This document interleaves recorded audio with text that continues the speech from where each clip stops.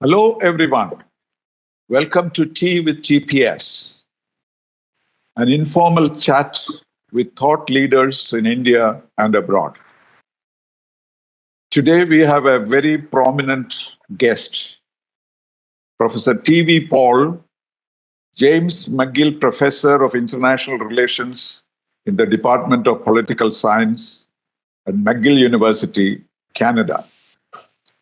He specializes and teaches courses in international relations, especially international security and South Asia.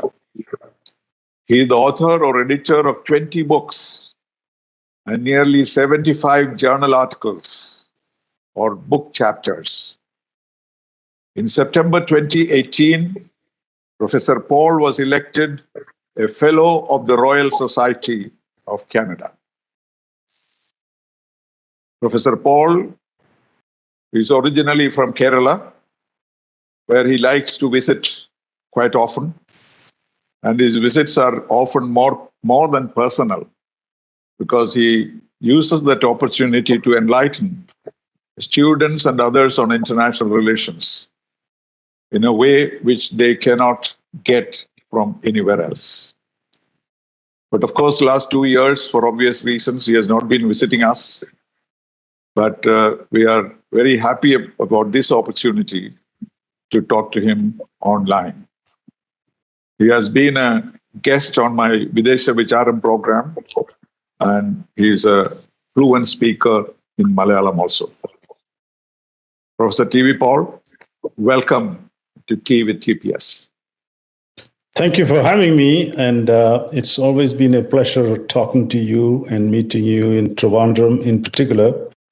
And this new program I watch sometimes, and you definitely have picked up some very interesting topics.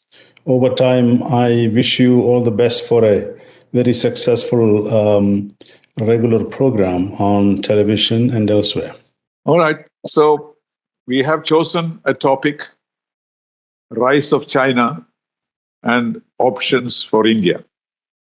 It implicitly suggests that the rise of China since 1972 and it becoming one of the most powerful nations of the world has posed a challenge to India. Is it natural for such a thing to happen? Because in other parts of the world, you might find equal powers or medium powers, etc., coexist because they see similarities, they say complementarities. But in the case of China, we have seen a large number of problems arising as a result of China's rise as a global power. So my question is, why? Is it because of geography? Is it because of history? Is it because of ideology? Is it because of border conflicts? Or is it something else? What do you think is the reason why China poses such a challenge? So this phenomenon called rise of a new great power is something like 500-year-old process. Mostly it was the European states that rose. And then they rose as a result of their material advancements, whether it is accessing some new technology, weapon systems, navy, or a new grand strategy, a powerful leader. All these are matters in what you call the rise of a new great power. So what's happening today is China is rapidly increasing its material assets and material capacities. And it is expecting everyone else to accept that fact and to treat it as the most dominant state of Asia Pacific for now, but definitely for the world in another 20 years or so. So they're making a number of assumptions. There are a few states that can thwart that particular ambition, at least in the short run, or even constrain considerably. India is one of those states. And with India, China has this long-standing border dispute over territory, only one aspect of it, a status dispute, questions about relationship with other powers, ideology, the nature of the state, a whole host of issues, culture, whatnot. So to me, there are some 5 discrepancies that actually 4 affect this relationship. And one is a material discrepancy. The widening of that discrepancy is happening in the economic arena in particular, despite the earlier projections of India catching up quite a bit. Now it is almost 1-5 with the nominal US dollar terms. And the discrepancy in military level also is increasing, although India may have some qualitative advantage on areas, some specific weapon systems that is imported from the West. The border infrastructure, as we know, China has built enormous capability and rapid action for a blitzkrieg is possible. But of course, the Himalayan territory precludes a lot of rapid action in the traditional sense. Then you have a discrepancy in terms of status. China's status as a great power is consolidated. China wants to become the global power, number 1. And so that discrepancy is where India cannot accept easily giving up its ambitions and treating China as the only powerful state in the entire region. So India's aspirations, status aspirations collide. India's status is not consolidated yet. A third discrepancy is in the area of perceptions. What do the Chinese think of India? What do Indians think of China? It's very clear that there is a big mismatch, which comes out of cultural experience, historical experience, and the Chinese understanding, which is very skewed on India, despite the fact that India, I have argued this elsewhere, contributed more to China than vice versa in cultural terms, and to Southeast Asia too, until Kublai Khan's period. It's very clear that the Sanskrit world and the Buddhist world had a lot more impact than acknowledged. So that is one. And finally, the timeline. So the Chinese are in a bit of a rush under Xi Jinping. He wants to get there during his lifetime, almost like Germany under Kaiser. And he has devised a number of grand strategy elements to it. BRI, or Belt and Road Initiative, is one of them. Belt and Road Initiative. Belt and Road Initiative. And India has been standing against some of those ideas, although some of them India has accepted. And the point is that India also threatens to join a kind of coalition, a semi-balancing coalition, Quad now, and that can thwart to some extent China's ambitions. So China is needling India right now on the border, knowing very well that India cannot start a major war because of the uncertainties and the memories of 1962. But China can do quite a bit to make things difficult for India and to confuse or create a wedge strategy. This is what actually China is doing, is what you call the wedge strategy, divide and rule. This needling China somehow thinks that will pressure India not to join the Quad or the United States as a serious ally.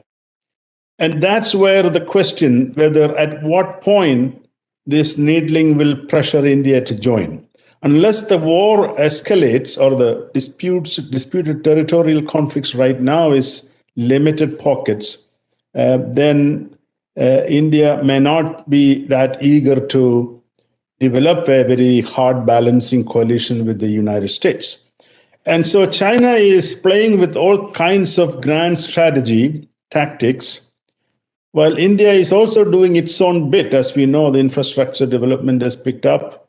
The Kashmir changes taking place on Kashmir's constitutional position, etc., and some declaratory statements coming out of India. All this suggests that India will not just bow down or kowtow as Chinese want to do, others to do. And so the wedge strategy has worked for China in Southeast Asia, by the way. Now, ASEAN cannot come up with a consensus document because they managed to gain a couple of states onto its orbit. And even though states like Indonesia or Singapore are all waiting to see where things are heading. So in South Asia, China has entered in a big way, affecting India's regional primacy. And this is becoming a multi-dimensional conflict, a rivalry. It is not as existential yet, but reaching there.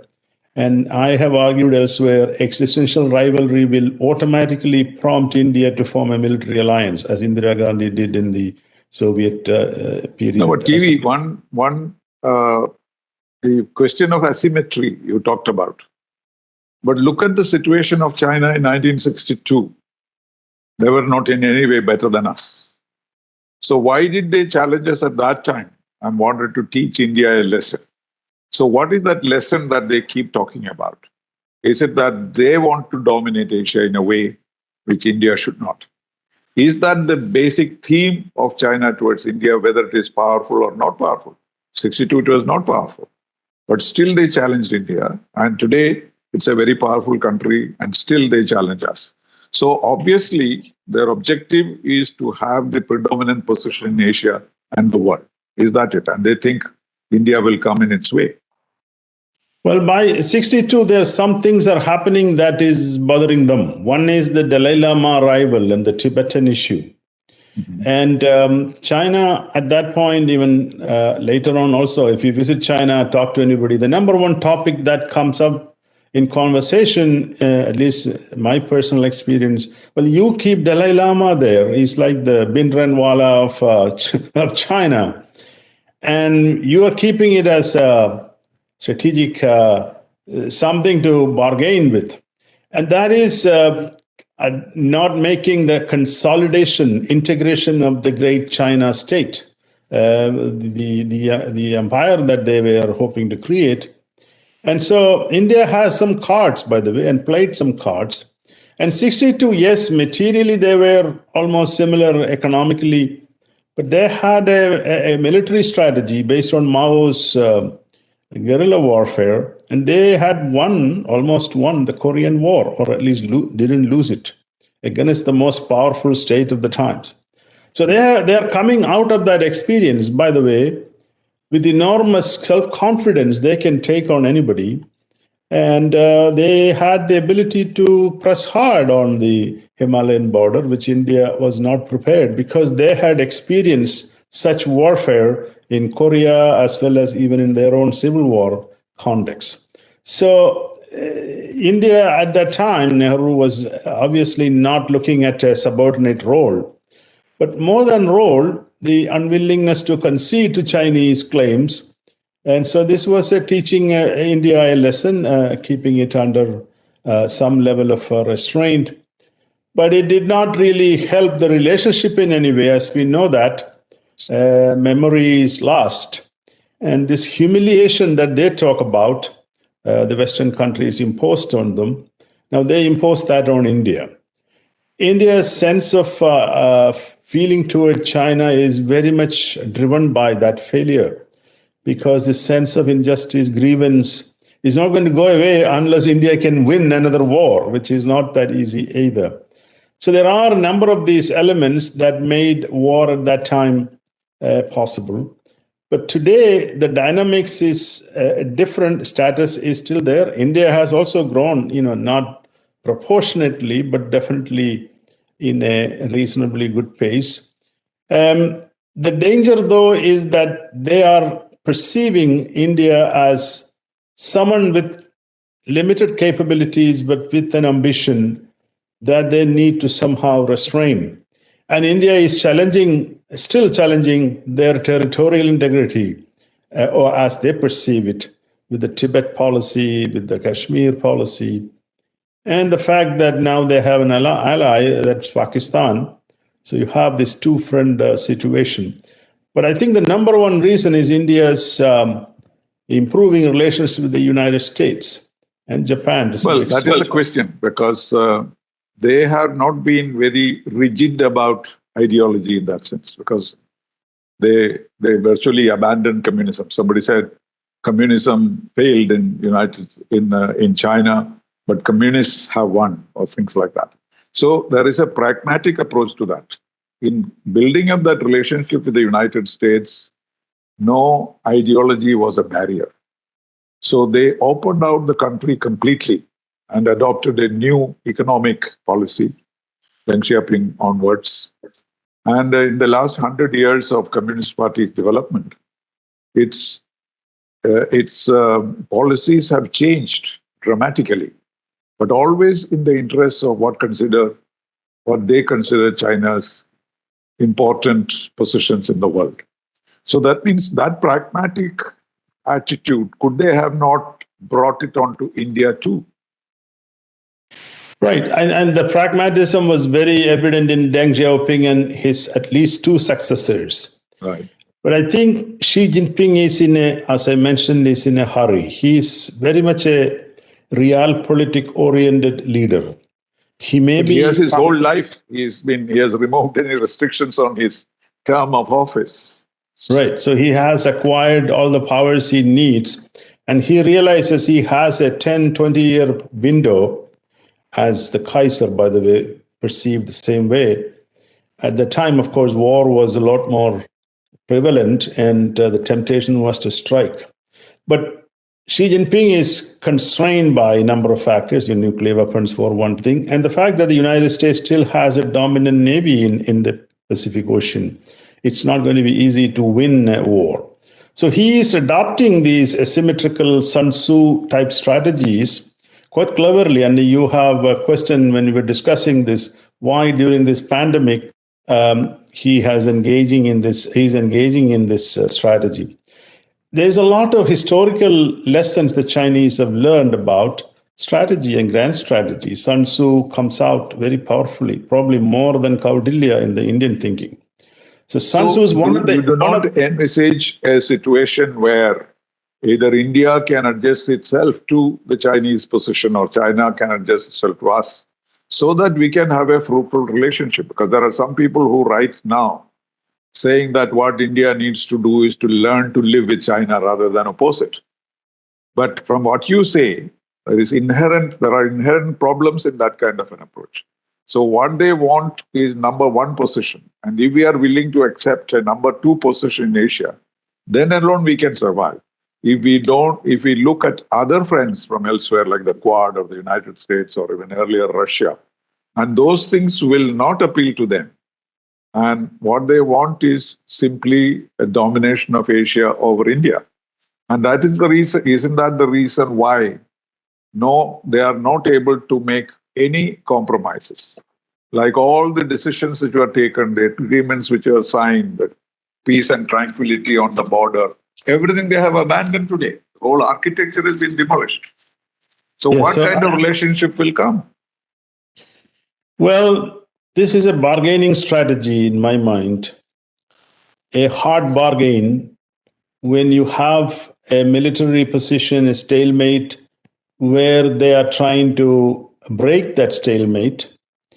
And then they're hoping that as time passes, the weaker party would concede, or at least make a better deal for them.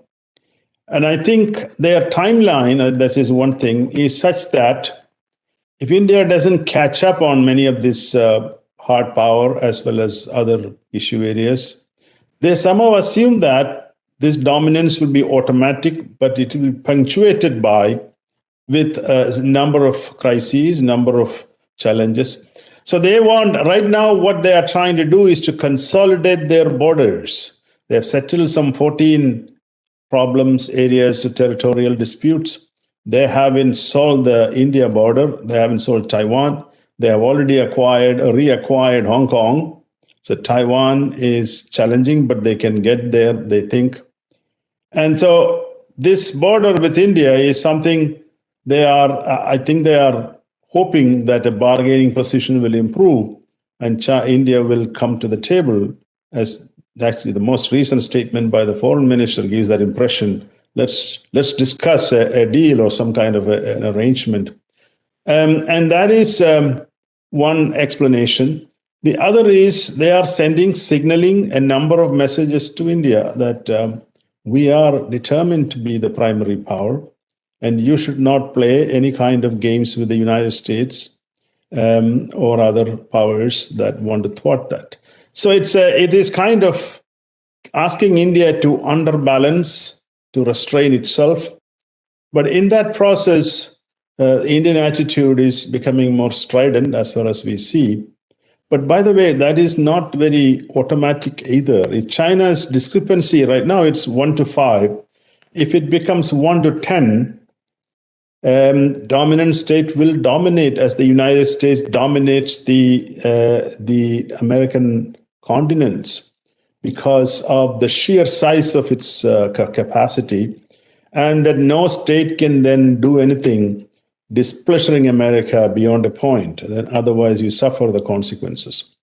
The Chinese are trying to create this opportunity, and the pandemic, by the way, this is Sun Tzu story, is that when your adversary is weak, strike or make things more difficult. It looks unethical from a very realpolitik sense. It has some value for the perpetrator. And so these conflicts have been picked up as a way to show other countries too. When I talk about wet strategy, it is sending a message to the smaller states of South Asia, including Nepal, Bhutan, Bangladesh, Sri Lanka. Don't join with India because you're not going to be safe. You join with us. And therefore, there is this psychological warfare going on here as well. But I think that it was a managed rivalry until Xi Jinping came into power, and perhaps Modi's arrival also. Both have high ambitions, and there is a coalition now taking place. And let's hope it won't escalate. Escalation may be bad for both sides, even for China, because so far they have given this impression of a peaceful rise, but that will dramatically alter if they engage in another major border clash. And then the United States, assuming, will come to India's help, which is also do you envisage a Cold War between US and China? In which case, can we remain non-aligned as we used to do between United States and the Soviet Union? Is that scenario possible? Well, I think a Cold War in Asia Pacific is going to happen irrespective of what India does or not for a period until, let's say, the United States declines. The United States is not likely to be there forever as the most powerful state. The US internal situation is really getting polarized. But on this topic with China, both Republicans and Democrats agree. And the US also has demographic challenge. US has a major challenge with respect to keeping up this economic growth, but it has the technological superiority, which China has slowly eroding. So the question is, will it be a bipolarity like what we saw during the Cold War or not, with the Soviet Union? For a period of time, or the next 10 years, it is unlikely to be, because both sides are improving their position, China in particular. Then the other question is, will the United States accept China as the G2, or China accepts United States as G1? So two powers. But the big difference will be countries like Russia, India, and Japan will still be there as powerful actors with a certain level of capability. Of course, during the Cold War also you had. So this is where if the discrepancy gets very large, structurally it's possible to create a bipolar system with, of course, these other actors playing a big role. Now the question, non-alignment is one strategy, but non-alignment can hurt you in many ways. You will not be able to get as much benefits from either side because they are suspicious of your positions. And at the same time, you have these disputes with two neighbors, that's Pakistan and China. So even if you're non-aligned, as Pakistan aligned with the US and then resulting in conflict, the chance that those conflicts will continue, it's not going to affect the way Pakistan looks at India in terms of peace or not. So I think that the challenge is, if you have these active border disputes and if you have your own ambitions, it's going to be very difficult to become non-aligned in this context. With the Soviet Union, India didn't have this problem. There was no issue. How do you think Russia will develop? Because Russia is getting closer to China.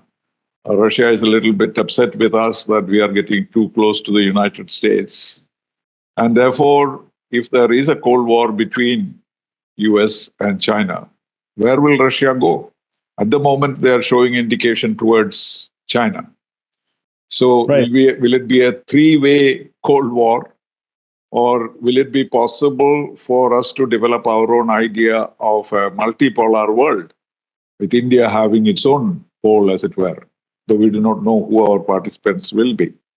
So which way can we look at? What are the options we have in this case? I see that we are trying to make up with the Russians to make sure that they do not go completely with the Chinese. So it's so connected to Russia's relationship with the West, with the United States. In fact, there are people who believe that the United States should create a rapprochement with Russia.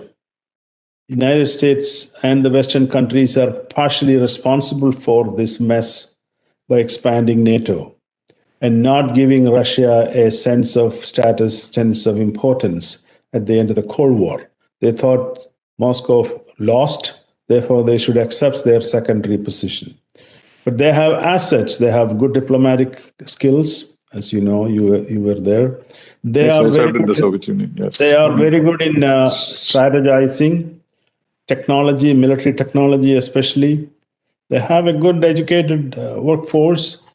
And Putin, he is very ambitious. He doesn't want to go down the way Gorbachev did.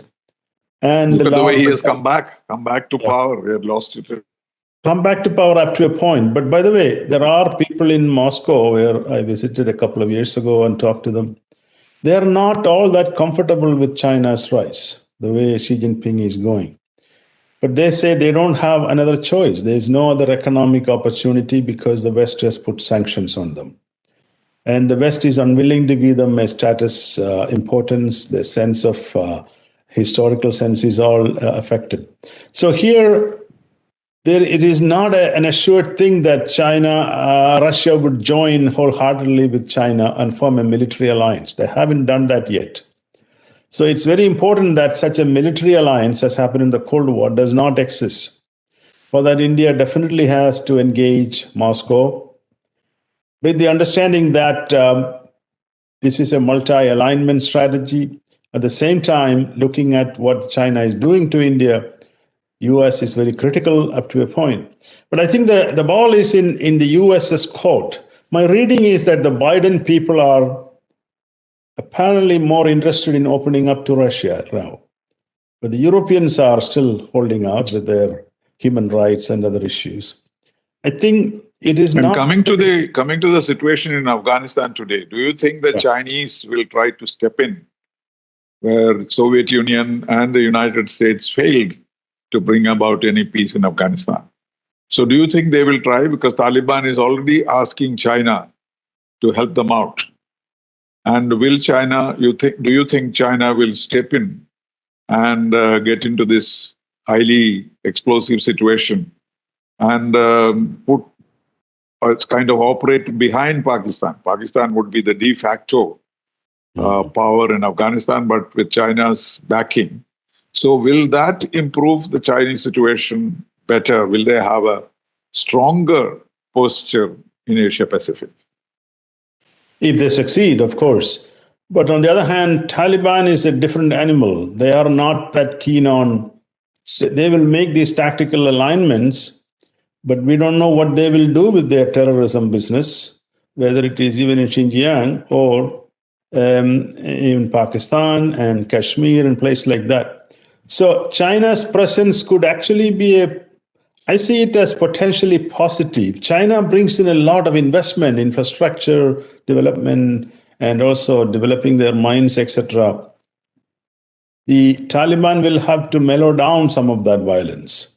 And by the way, the China-Pakistan relationship is interesting, that Pakistani, at least many parts of Pakistan today are peaceful, partly because of CPEC. Nobody wants to accept that, because infrastructure work is going on and there is Pakistani military is protecting them quite a bit.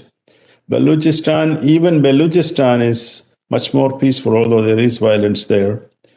Partly because of China's presence, the economic investment is so huge, there's no incentive to create a major distraction to that. But the question is, will China consider Taliban as a tool to needle India in Kashmir along with Pakistan, or other enemies that it views as good targets? I think it'll be very difficult to control Taliban, and if China can do up to a point, that will probably be one way to restrain, one way to make Afghanistan more peaceful. Now, I'm guessing here because the Taliban has its own strategy and ideology. Whether they have learned a lesson from their military defeat and then now coming back past 10 years, 20 years of being in the wilderness, it is not clear. They are yes, but India is trying. Jaishankar has been visiting several countries. And we knew for 20 years that such a situation would come. And at that time, we didn't do anything. We simply hope that the Americans will continue in some form or the other. But now that they have left, we have completely energized our diplomacy about Afghanistan. He has been to Iran, he has been to Moscow, he has been to Georgia, he is working inside the SCO. So many things are being tried. But at the same time, Taliban is making its advances. 85% of the country is under Taliban. And therefore, will our efforts to create an independent, non-aligned Afghanistan will ever be successful? Because our history with Taliban is quite bad. And yes. Is it going back to the past? Or is there any possibility of the Chinese involvement and working out something entirely new? Or is it going to be the same story? Soviet Union first, United States second, and China last. And they're all losing Afghanistan becoming a graveyard of empires, as it is called. So which scenario do you think you will visualize? There is one projection that it will be the next Iraq and Libya in terms of that post-Civil War situation. But my sense is that what India is doing is the right way. You cannot make a change individually in this context, even if you want to support the Karzai regime. So going with Iran, going with Russia, going with all the other neighbors, Tajikistan included, to get a joint institutionalized approach to manage this relationship. And where the Chinese are also coming, the Pakistanis are coming. So the SCO meet, Shanghai Cooperation Organization meet was important. I think that's a good forum because all the Central Asian states are there, India and Pakistan are there, and Afghanistan. But China has a dominant presence there. Even though Russia is also there, but the Chinese seem to have influenced all of them even more, with India and Pakistan also joining. It's a very strange kind of a group. It was meant to be old Russian republics, but it is now a different kind of animal.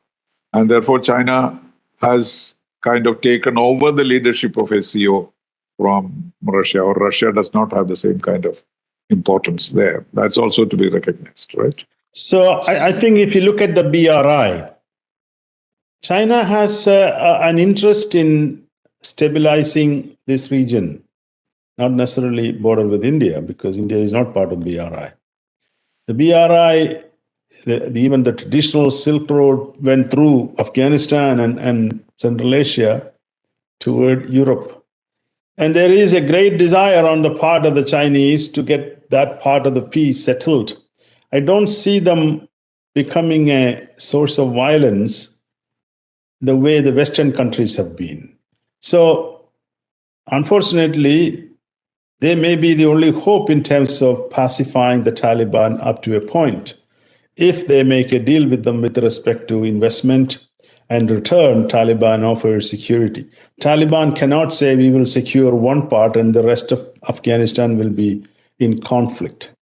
So it is yet to be seen, and how Kabul will fall. Will it fall within the next 6 months in a very violent clash? 1 year is what they give them. 1 year, 1 year. Unless, of course, the US has been talking about giving them some support to Ghani. But all American specialists are talking about 1 year for Ghani to fall, unless the Americans, support him. Yeah, last time it was 3 years after the Soviets left. Najibullah regimes lasted, I believe, 3 years. So yes, with Soviet support. Right. Yeah, but the problem was that the Taliban became very aggressive. They killed all of them and families. And there's now a projection that big migration of people will end up in Europe and Europe will be in trouble. All kinds of things are projected. But I do think that it need not repeat exactly the Soviet situation. At that time, when the Soviets were leaving, the Americans were fighting the Soviets with the Taliban. So yes, that is not now. To the Mujahideens, yes. Right now, that's the difference now. There is a bit of support. But strangely, at that time, India was saying that the Soviet presence is helpful. And therefore, India-US relations suffered on account of that, because they were saying that you are accepting Soviet occupation of Afghanistan. Anyway, we have to come to the conclusion of our conversation. So maybe, shall we look at this pandemic idea? Why is it that, presuming that China had nothing to do with creating the pandemic, but to start all these initiatives in the pandemic, particularly what they did in Ladakh, seems to give the impression that maybe they were planning something. They knew that a global situation will develop in such a way, and that might help them to get predominance. And at the time of Trump, it looked like that. United States was kind of withdrawing from the world, and China thought they could step in. But that has changed now. So what is the pandemic strategy of the Chinese? Well, the pandemic, as I was talking about Sun Tzu, says that when your adversaries are weak, you strike, or any opportunity that comes to you, you take full advantage of it. I don't know whether their calculations are succeeding. Yes, in some areas, but there is a great understanding that they lost a lot of their potential allies in that process too.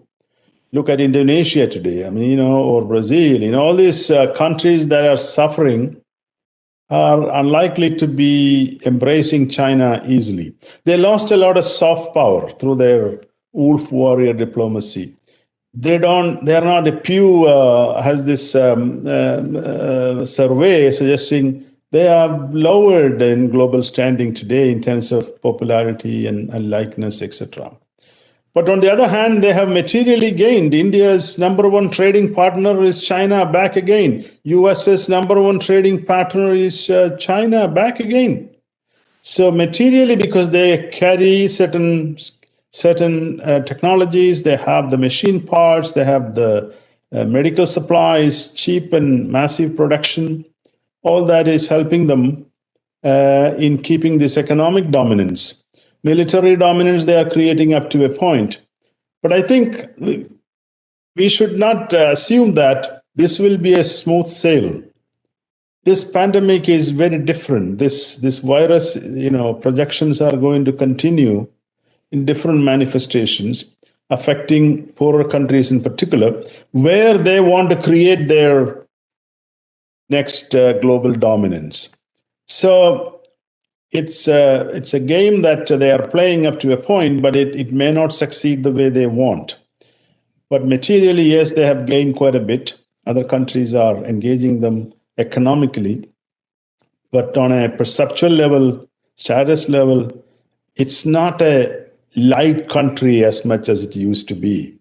And so I think we have to be careful where this will lead to and be prepared for India's own internal development, capability buildup, and why so much imports coming from China. Why can't India build some of the same capabilities with the help of these other partners? I would say, if you want to conclude, that the great geopolitical opportunity that India has today, this has never been there in history.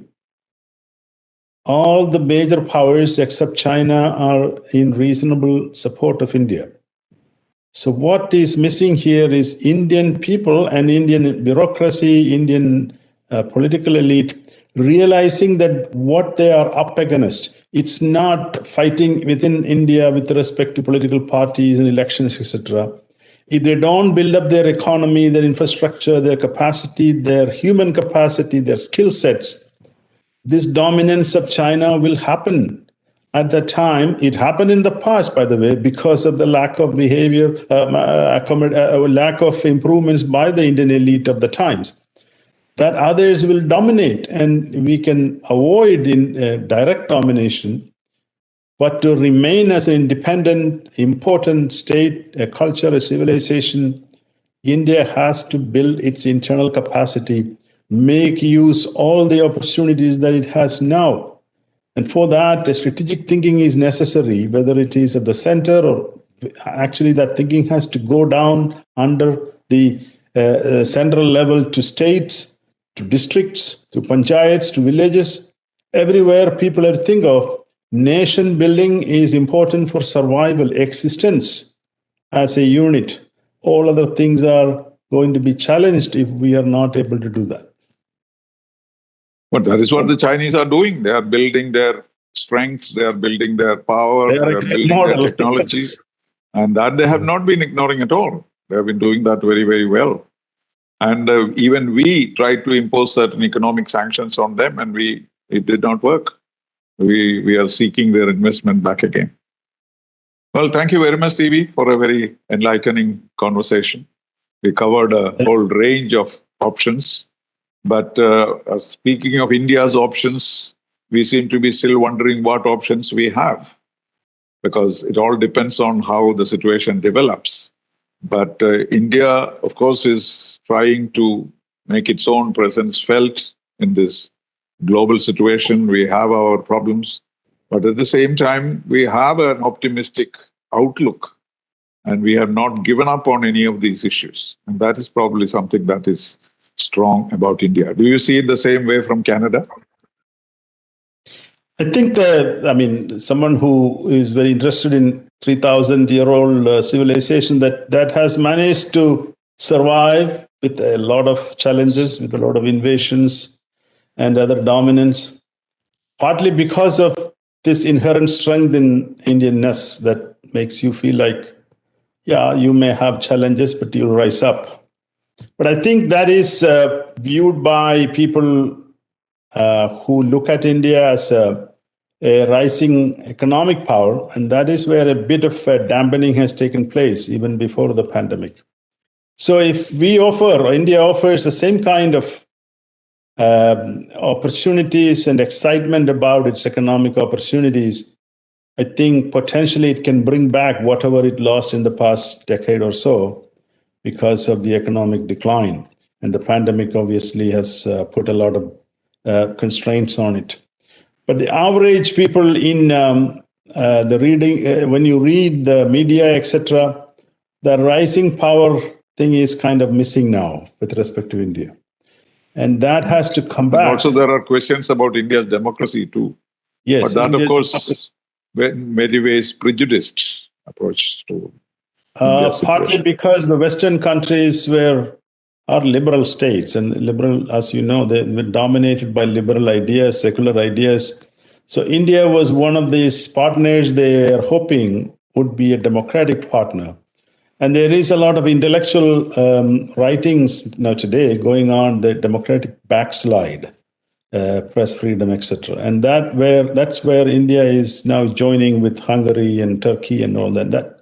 And Brazil to some extent, affecting its... well, thank you. Thank you very much for taking the time off in the morning. It's very early morning in Canada, I know. And it has been a pleasure talking to you. We'll catch up on you when we have another opportunity. Thank you very much, Professor Paul, for this conversation. Thank you for meeting with me. Thank you very much.